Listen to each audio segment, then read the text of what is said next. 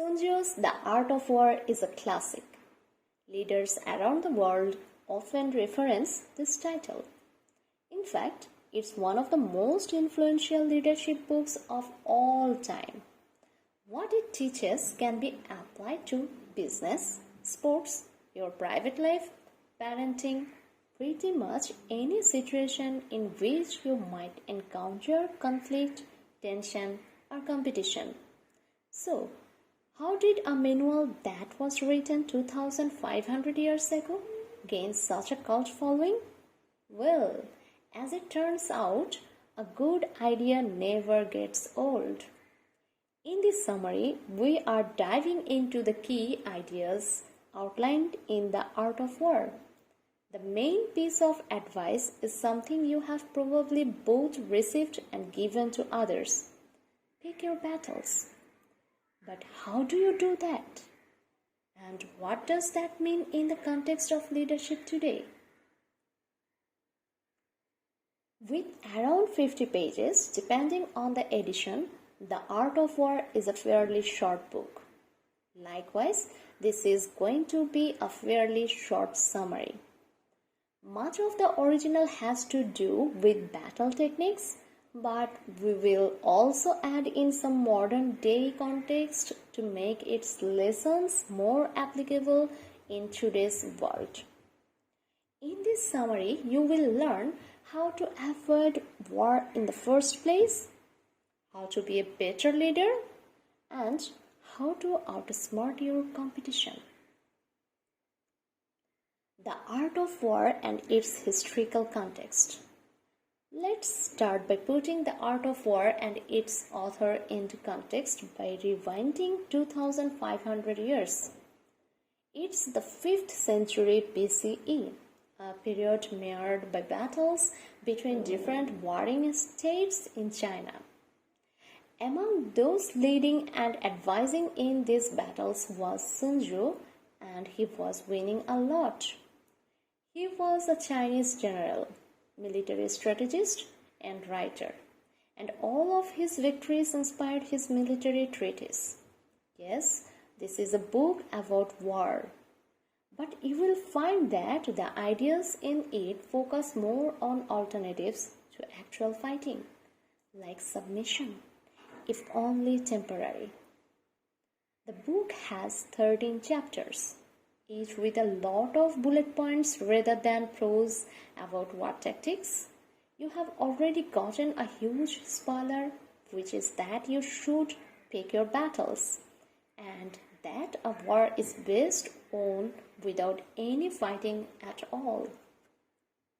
But before we dive into this, let's touch on the 13 chapters.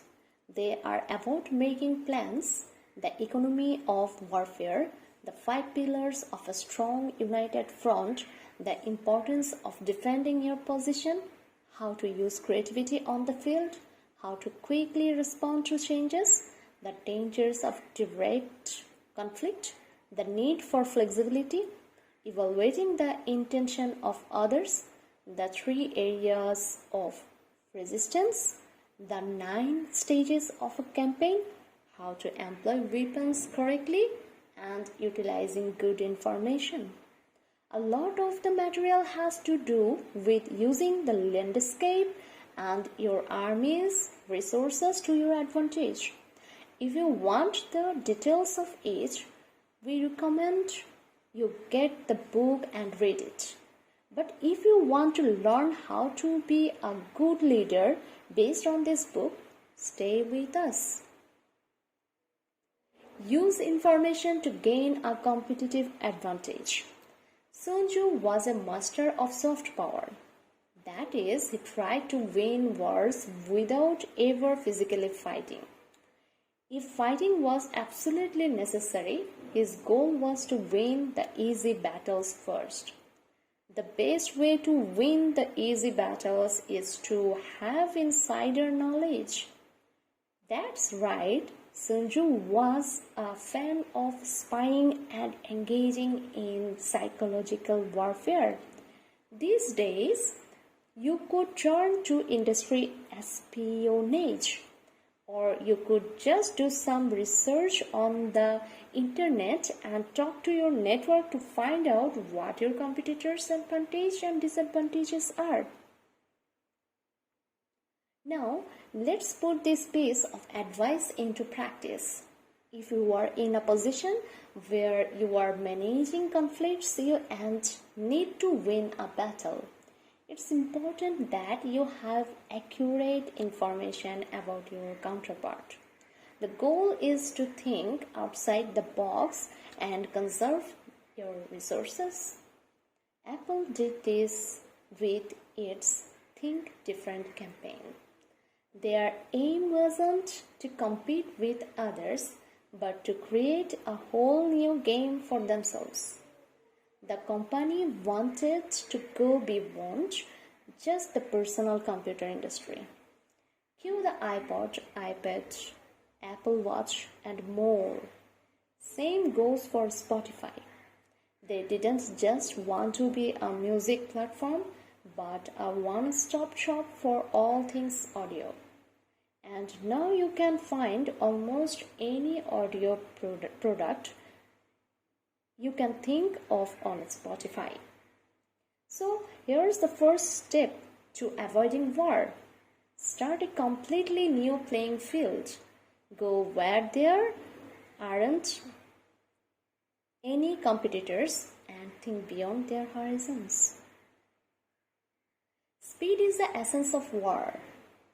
We mentioned earlier that it's important to know what your competitor or enemy is up to. To do that, you can deploy different methods. Sun Tzu really liked espionage. These days, you have got corporate espionage, but you also have data, market research, and business intelligence. And while it's important that you know the enemy, it's just as important that you know yourself. You can exploit information you have on the enemy, but it won't be of much use to you unless you have a full understanding of your own team or company's capacities, strengths, and weaknesses. So, before you make a move on your competitor, make sure you know exactly how you are going to follow up. Think about the resources and skills in your team. Are there any tensions that can be exploited as weaknesses? Could you, for instance, run a longer marketing campaign to one-up your competition? When you do make your move, you have to be first. Sun Tzu says, speed is the essence of war. Take advantage of the enemy's unpreparedness. Travel by unexpected routes and strike him where he was taking precautions. In other words, speed and timing are the keys to success. Make sure you are first and that you enter the playing field at a moment that's unexpected. Let's say you see your market competitor dealing with a huge beer crisis. Meanwhile, maybe you have been working on launching an update in your app that would give you a competitive edge. In a moment like that, you have to be prepared. You have to be able to move first and launch your attack. Your competition distracted with some big leadership changes? Seize your moment. The skills of a good leader. Now, let's get into what Sun Tzu says about leadership. We have mainly talked about business strategies and tactics, and that's great.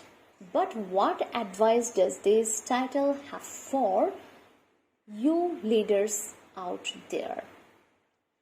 Sun Tzu's key idea on leadership is something you have heard before. A leader leads by example, not by force. And to do that, a leader has to be the following things. They have to have a lot of experience, which will grant them the foresight to make wise decisions. With this foresight, they can anticipate what's coming down the road, be it in the context of competition or everyday workplace issues. A good leader needs to think strategically and be able to quickly react to changes. On top of that, a good leader should have some soft skills. They must be able to act with integrity, be kind, and practice empathy. Sun Tzu says a leader needs to love and protect their troops. This will help them win over the hearts of their team. Another quality Sun Tzu emphasizes is being strict and disciplined. With 5 a.m. wake-up routines making the rounds these days, discipline is not necessarily what stands out, rather its strictness. Finally, it's important that leaders hold their team to a high standard.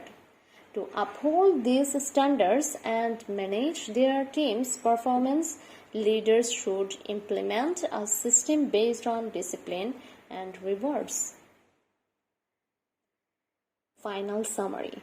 You have just finished the summary to The Art of the War by Sun Tzu. The key takeaway here is that not every fight needs to end in a battle.